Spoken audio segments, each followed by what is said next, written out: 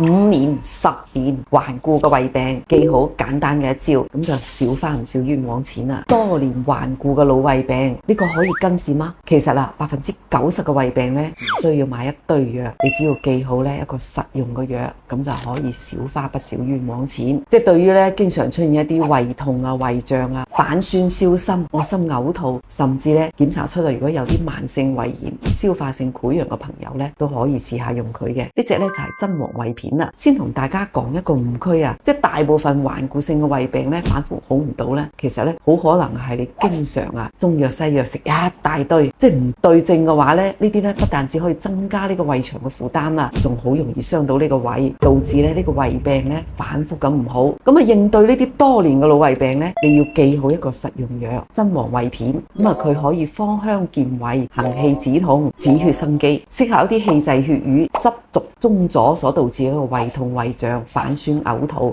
甚至係一啲慢性胃炎嘅朋友咧，就可以用佢長期調理嘅。大家記低未呢？